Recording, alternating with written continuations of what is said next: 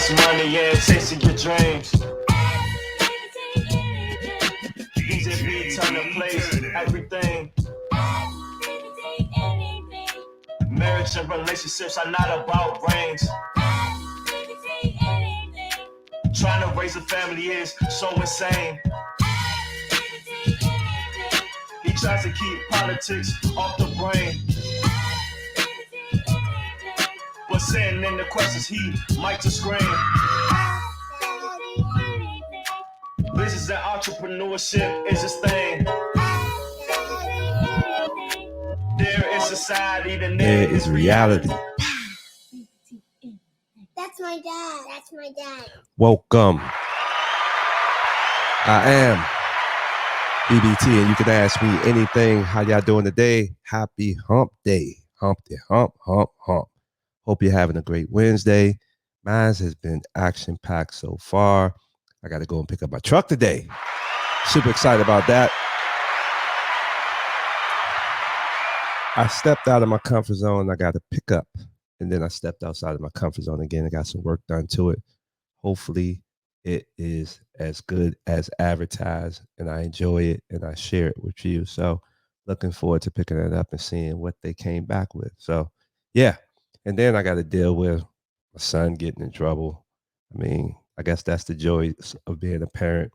You have these kids, you raise them one way, you expect them to be perfect, but they won't. And unfortunately, you're going to get those phone calls sometimes where you got to deal with some stuff. So I got to deal with that with my kids. So I have a few things to talk about. I know you all want to hear about the travel stuff. I'll get in that in a second. But first up, let's go through the tweets of the day. So the first tweet, Bishop Talbot Swan says, white privilege is having half of your staff criminally indicted, inciting a deadly riot, trying to steal an election, stealing classified government documents, engaging in tax fraud, yet announcing another run for the presidency. Yes, Donald Trump is back, and people are super excited, and people are upset. Here's one of them. So next tweet, Front Office Sports. Last year, Kay Cunningham signed a deal with BlockFi, receiving 100% of his signing bonus in Bitcoin. Now BlockFi is preparing to file for bankruptcy, per the Wall Street Journal. Yeah. Bitcoin, crypto, NFTs. Damn, it's a shame. It's a shame that some people accept their salary, signing bonuses. So hope that it's not too bad. Maybe you got in at a lower price. I don't know. There's no good out of that. So next week, he's back. And this from people talking about Donald Trump. Man, I'm telling you, some people are like going crazy that this man is back. Anyway, next week, Black Alpha Network, meet the guys who threw Kyrie Irving under the bus. Notice a pattern. You got Charles Barkley there. You got LeBron James. You got Shaq. And you got Shannon Sharp. I'll lead us. And you see what the picture is saying. You draw your own conclusion. Okay, next week, Business Insider. Facebook won't be fact-checking Donald Trump now. He's announced he's running for the president in 2024. Yeah, remember that? All of those fact checks, and you would post something and then your post would get fact-checked. Like, that was kind of weird. And I noticed that. I mean, I'm not on Facebook anymore like that, so I don't know if they still do this or not, but it's just interesting. They said they won't be fact-checking. So check into that. I don't know why. I guess they figured it wasn't working. So anyway, next week, George Oros, Scoop. Elon Musk just sent an email to all his staff outlining Twitter 2.0, writing it will need to be extremely hardcore, long hours, high intensity. People need to click yes to confirm being part of this by 5 p.m. Eastern Standard Time tomorrow, else they get 3 months severance. And then he has more details. You can go and check out that tweet, George Oros. I mean, I'm a fan of visionaries. I'm a fan of people that have a vision. And if you don't want to come and do the work, bye. I mean, I think that he bought the company, put his money up. He's not obligated to keep anyone. I guess, contractually, I'm sure there's issues with that and backlash and stuff he might have to face with that. But if he has a vision and the expectations, you're going to work extremely hard. Hey, at least he's making it plain and clear, and he's not, giving you mixed messages. Listen, you come to work. If you don't, I'll see you later. So next tweet. CNN says Disney World is increasing ticket prices for the second time in a year. Yeah, I'm super disappointed with Disney World. I used to be Disney annual pass holder before COVID. After COVID, they actually took away all the family plans. So how are you supposed to be a place for families and you don't even have any family plan? So that tells you a lot about Disney. Anyway, next tweet. Chris CV underscore talks underscore film says hashtag Black Panther Wakanda Forever was not having an Avengers show up even for T'Challa's funeral a miss. Will it somehow be addressed later on in a show or movie as to where they were?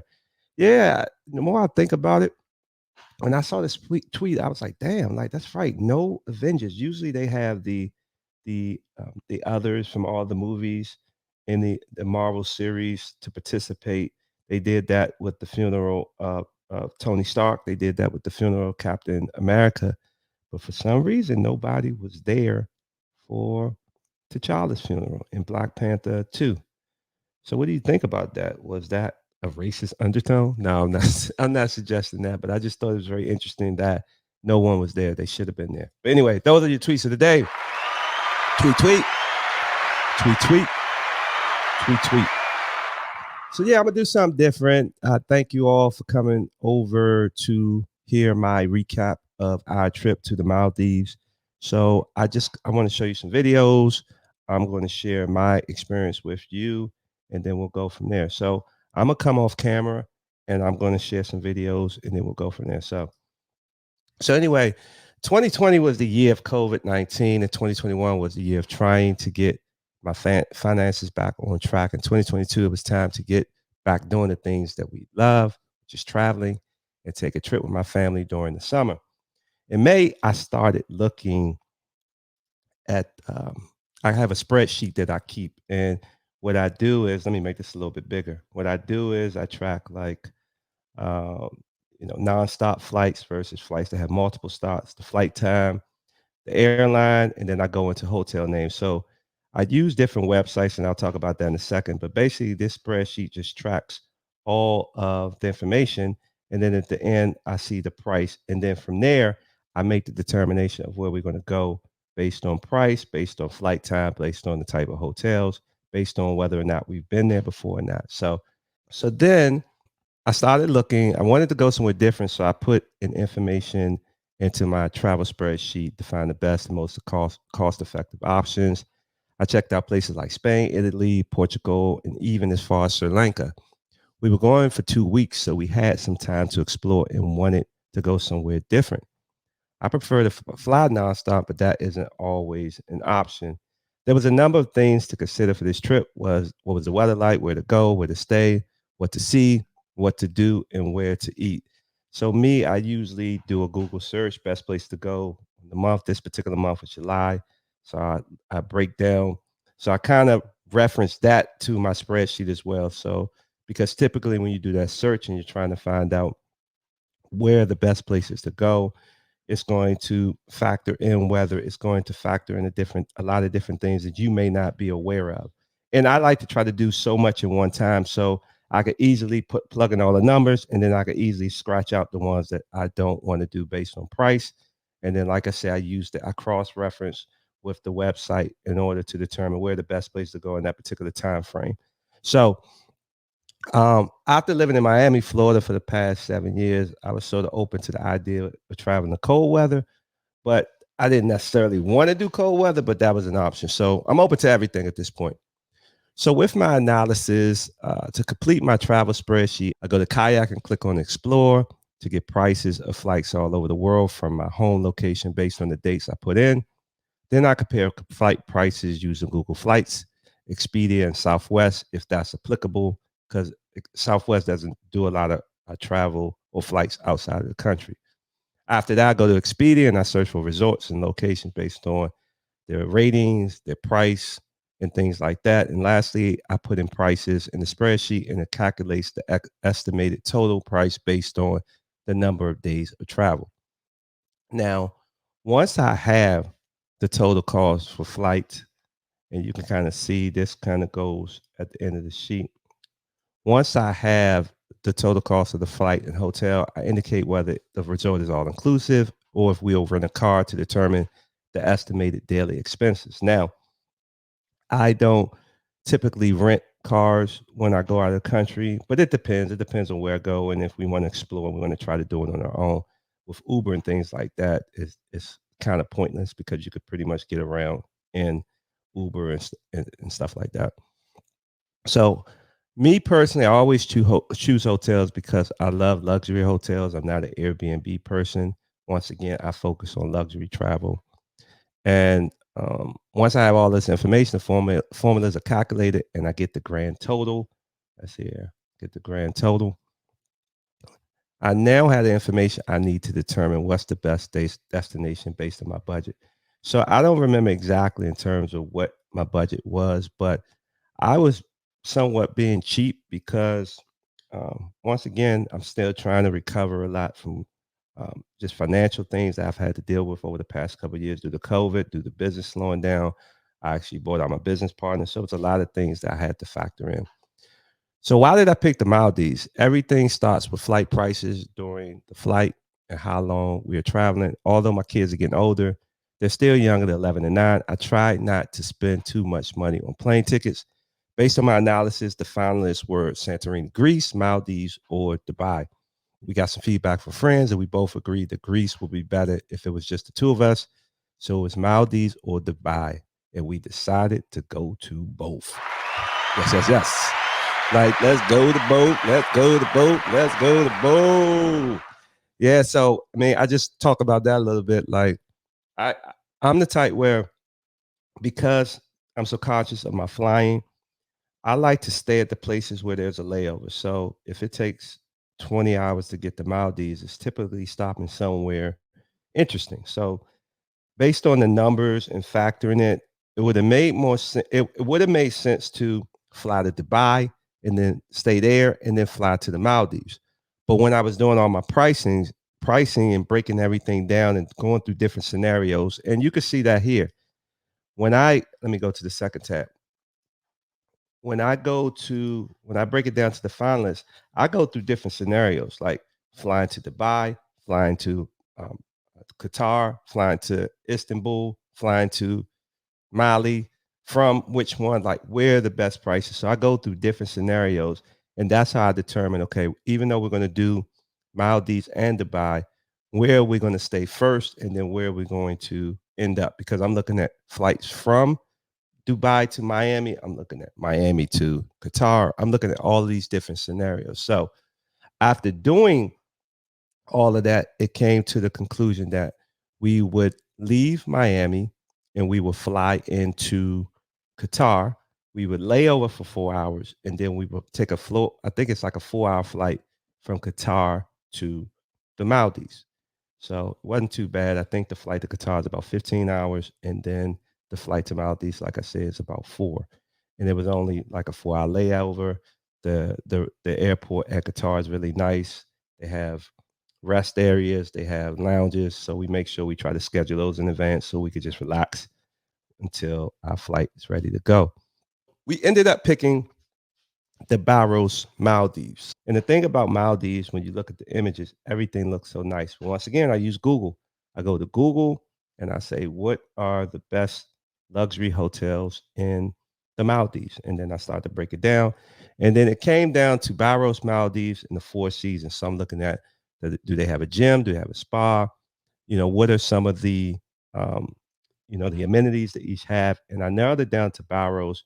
One, I would have loved to stay at the Four Seasons, but the price was just too high, and they weren't really offering anything special that said, okay, I got to stay there because I'm going to get this. So anyway, we loved our experience at the Barrows Maldives, although it started off pretty shaky. When I book hotels, as I mentioned, my filters include whether it's a 5-star resort, or sometimes some places don't have 5-star resorts. So I'm looking at like 4+. I'm looking at the guest ratings. I typically like to stay at things with a guest rating of 4.5 or better. Do I have a spa, gym, and hopefully it's a VIP access hotel. See, I'm Expedia Gold member, so I prefer this option because these hotels typically come with early check-ins, late checkouts, and oftentimes a free room upgrade. Sometimes you can get discounts on spa services, free parking. But what made this trip for me and why I picked the Baros Maldives is because it had free breakfast. Because once again, I am, but I'm not really traveling on the budget. But at the end of the day, anything that could save me a few dollars and I could get the luxury experience, that's what I'm gonna do. So that's kind of my logic that goes into that. So basically, once we flew from Qatar to the Maldives, a hotel representative was waiting for us at the airport as we left the airport and took us straight to our private luxury boat transport. The boat staff was nice and served us cold drinks for me, my wife, and my two kids. As we reached the property after a relaxing 30-minute ride, the hostess greeted us and checked us in. So I wanted to show you a couple videos. So as you can see, we get there. It's a nice boat. You can see the views were phenomenal. And then, so what made it a little bit shaky is because I didn't get the room I wanted. They gave me another room. And like I said, because I'm VIP, the expectation is that I'm going to get the nice room, like because I book everything through Expedia. And that's a travel hack. You want to find you a platform, a company that you can collect points, collect credits. You can always, if you run into an issue, you can call them, they can fix things. So I am an Expedia lover. I am a gold member. And like I said, I book everything through there. So when I have an issue, I usually get on the phone with them and they fix everything. So I ended up having a conversation with the manager to set the expectations. And once that happened, the trip and service turned around instantly. We got the chance to stay in one of their best water villa rooms. I mean, we flew over 20 hours, so I had to be in a bungalow on the water. So, I mean, you can't get no better than that. That room was amazing, amazing, amazing. But most of the trip was, it was relaxing. It was laid back. We didn't do a lot of different things because the resort it was mainly for couples. It's like a romantic getaway, but I always like to push the boundaries. I had my kids with me, my babies. I wanted to show them another country, and I checked with the hotel before, and they said we got enough activities for the kiddos, so it was cool. But anyway, here's some more videos to check out.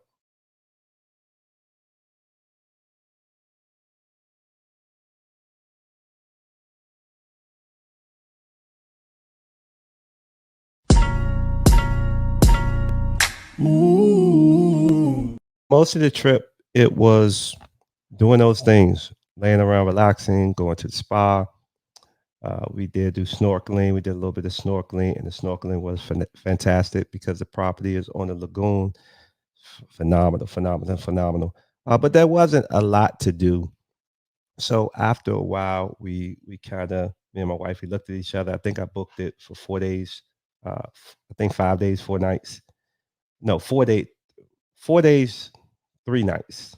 Either one, 4 or 5 days, 3 nights. And after a while, the expectation was when I booked the trip, I only booked the one way. So it was kind of extremely risky that I did it this way.